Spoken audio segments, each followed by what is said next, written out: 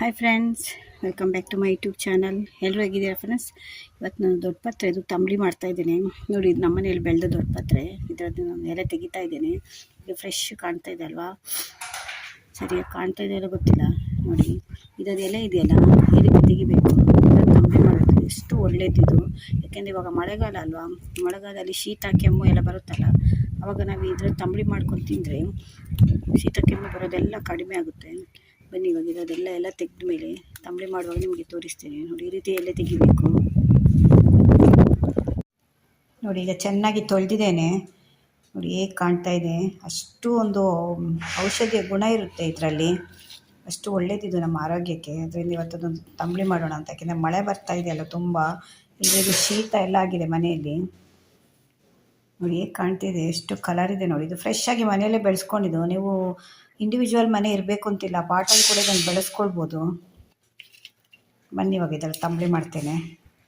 ನೋಡಿ, ತಂಬಳಿ ಮಾಡಲಿಕ್ಕೆ ನಾನು ಸ್ವಲ್ಪ ತುಪ್ಪ ಇಟ್ಟಿದ್ದೇನೆ. ಅದಕ್ಕೊಂದು ಸ್ವಲ್ಪ ಒಂದು 5-6 ಕರಿಮೆಣಸು ಮತ್ತೊಂದು 1/4 ಸ್ಪೂನು ಅಷ್ಟು ಮೆಂತ್ಯ ಹಾಕ್ತಾ ಇದ್ದೇನೆ. ಜಾಸ್ತಿ ಹಾಕಬಾರ್ದು, ಒಂದು ಸ್ವಲ್ಪ ಹಾಕಿದರೆ ಸಾಕು.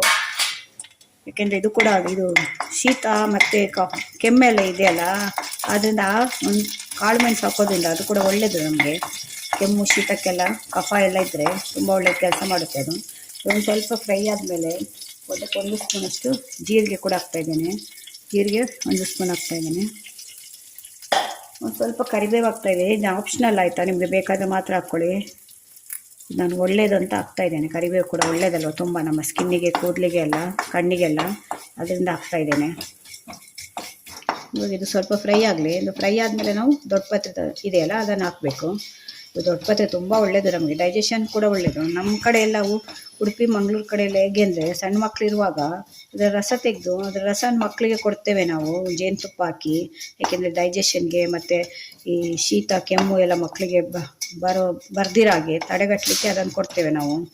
ತುಂಬ ಒಳ್ಳೆಯದು ಆರೋಗ್ಯಕ್ಕೆ ಅದು. ಅದರಿಂದ ಅದರದ್ದೊಂದು ತಂಬಳಿ ಮಾಡ್ತಾ ಇದ್ದೇನೆ. ಮಳೆಗಾಲದಲ್ಲಿ ಆದಷ್ಟು ನಾವು ಇದನ್ನು ಯೂಸ್ ಮಾಡಬೇಕು. ಆವಾಗ ನಮಗೆ ಶೀತ ಆಗೋದು, ಕೆಮ್ಮು ಬರೋದು ಮಕ್ಕಳಿಗೆಲ್ಲ ಮಾಡಿಕೊಟ್ರೆ ಅದೆಲ್ಲ ಕಂಟ್ರೋಲ್ಗೆ ಬರುತ್ತೆ.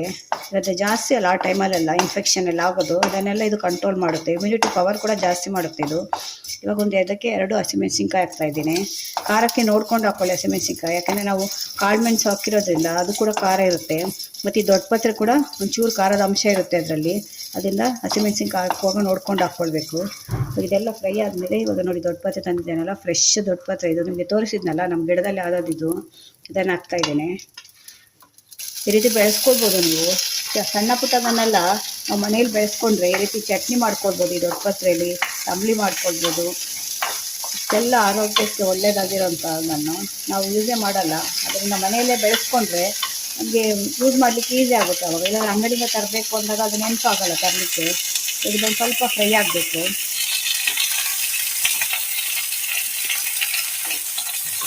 ತುಂಬ ಫ್ರೈ ಮಾಡಬೇಡಿ. ತುಂಬ ಫ್ರೈ ಮಾಡಿದರೂ ಕೂಡ ಅದರದ್ದು ಇದು ಸತ್ವ ಎಲ್ಲ ಹೊರಟೋಗುತ್ತೆ. ಒಂದು ಸ್ವಲ್ಪ ಬಿಸಿಗೆ ಫ್ರೈ ಆಗುತ್ತೆ. ಒಂದು 2 ನಿಮಿಷ ಫ್ರೈ ಮಾಡಿದರೆ ಸಾಕಿದು. ಒಂದು ಸ್ವಲ್ಪ ಬಾಡಬೇಕಷ್ಟೇ, ಜಾಸ್ತಿ ಫ್ರೈ ಆಗೋದು ಬೇಡ ಇದು.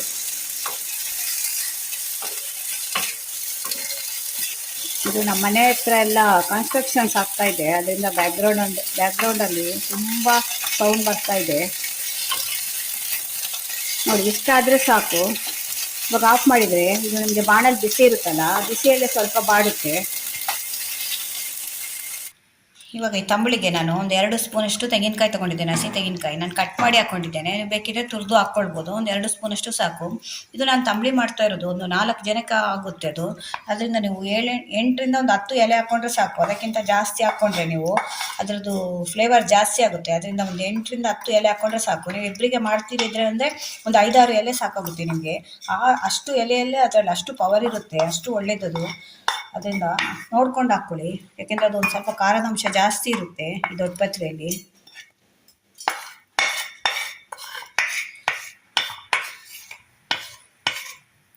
ಇವಾಗ ಇದನ್ನು ಮಿಕ್ಸಿಯಲ್ಲಿ ಹಾಕ್ಕೊಳ್ಬೇಕು.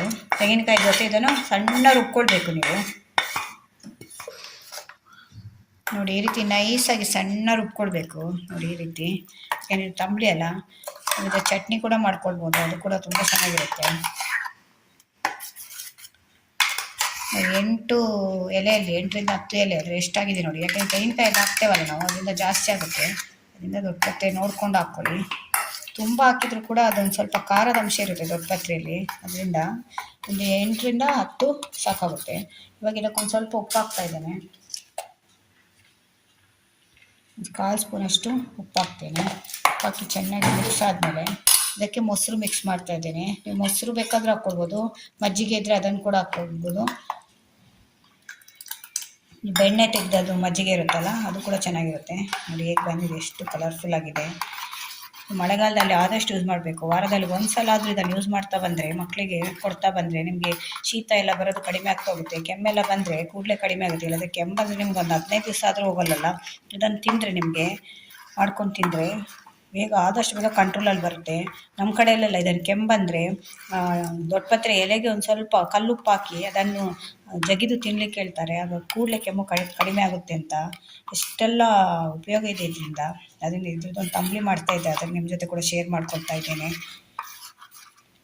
ಇವಾಗ ಇನ್ನೂ ಒಂದು ಸ್ವಲ್ಪ ತೆಳು ಬೇಕಾದ್ರೆ ತೆಳು ಮಾಡ್ಕೊಳ್ಬೋದು. ತುಂಬ ತೆಳು ಕೂಡ ಅಲ್ಲ, ತುಂಬ ಗಟ್ಟಿ ಕೂಡ ಅಲ್ಲ. ಆ ರೀತಿ ಮಾಡ್ಕೊಳ್ಳಿ. ನಿಮ್ಗೆ ಎಷ್ಟು ಕನ್ಸಿಸ್ಟೆನ್ಸಿ ಬೇಕು ಗೊತ್ತಾಗುತ್ತೆ. ಆ ರೀತಿ ಮಾಡ್ಕೊಂಡ್ರೆ ಆಯಿತು. ನೋಡಿ ಕಾಣ್ತಾ ಇದೆ ಅಂತ, ಅಷ್ಟು ಚೆನ್ನಾಗಿರುತ್ತೆ. ಊಟ ಬಿಸಿ ಬಿಸಿ ಅನ್ನಕ್ಕೆ ಹಾಕ್ಕೊಂಡು ತಿಂದರೆ ಅಷ್ಟು ರುಚಿಯಾಗಿರುತ್ತೆ. ಇವಾಗ ಇದಕ್ಕೊಂದು ತುಪ್ಪದಲ್ಲಿ ಒಗ್ಗರಣೆ ಕೊಡೋಣ. ಈಗ ಒಗ್ಗರಣೆಗೆ 1 ಸ್ಪೂನಷ್ಟು ತುಪ್ಪ ಇಟ್ಟಿದ್ದೇನೆ. ಇದು ತುಪ್ಪದಲ್ಲಿ ಒಗ್ಗರಣೆ ಹಾಕಿದರೆ ನಿಮಗೆ ಫ್ಲೇವರ್ ಚೆನ್ನಾಗಿರುತ್ತೆ, ರುಚಿ ಕೂಡ ತುಂಬ ಚೆನ್ನಾಗಿ ಬರುತ್ತೆ. ಇದು ತಂಬಳಿಗೆ ಆದಷ್ಟು ನಾವು ತುಪ್ಪದಲ್ಲಿ ಒಗ್ಗರಣೆ ಕೊಡಬೇಕು. ತುಪ್ಪ ಇಲ್ಲ ಅಂದರೆ ಎಣ್ಣೆಯಲ್ಲಿ ಕೊಡ್ಬೋದು. ಇದಕ್ಕೆ 1 ಸ್ಪೂನಷ್ಟು ಜೀರಿಗೆ ಹಾಕ್ತಾ ಇದ್ದೇನೆ. ನಾನು ಸಾಸಿವೆ ಹಾಕಲ್ಲ, ಬರೀ ಜೀರಿಗೆ ಹಾಕ್ತೇನೆ. ನಿಮಗೆ ಬೇಕಿದ್ರೆ ನೀವು ಸಾಸಿವೆ ಕೂಡ ಹಾಕ್ಕೊಳ್ಬೋದು. ಮತ್ತೊಂದು ಸ್ವಲ್ಪ ಕರಿಬೇವು ಎಲೆ ಹಾಕ್ತಾ ಇದ್ದೇನೆ. ಮತ್ತೊಂದು ಕೆಂಪು ಮೆಣಸಿನ್ಕಾಯಿ ಹಾಕ್ತಾ ಇದ್ದೇನೆ. ಇಷ್ಟೇ ಇದು ಒಗ್ಗರಣೆಗೆ.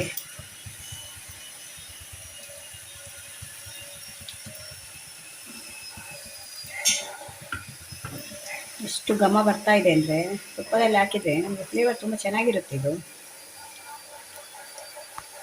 ನೋಡಿ ಹೇಗೆ ಸೌಂಡ್ ಬರ್ತಾ ಇದೆ ಅಂತ ಬ್ಯಾಕ್ಗ್ರೌಂಡಲ್ಲಿ. ಇದು ಕನ್ಸ್ಟ್ರಕ್ಷನ್ ಆಗ್ತಾ ಇದೆ, ಇದನ್ನು ತುಂಬ ಡಿಸ್ಟರ್ಬೆನ್ಸ್ ಇದೆ.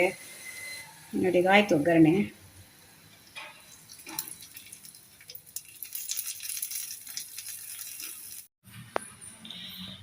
ನೋಡಿ ಫ್ರೆಂಡ್ಸ್, ಆರೋಗ್ಯಕರವಾದ ದೊಡ್ಡಪತ್ರೆ ತಂಬಳಿ ರೆಡಿಯಾಗಿದೆ.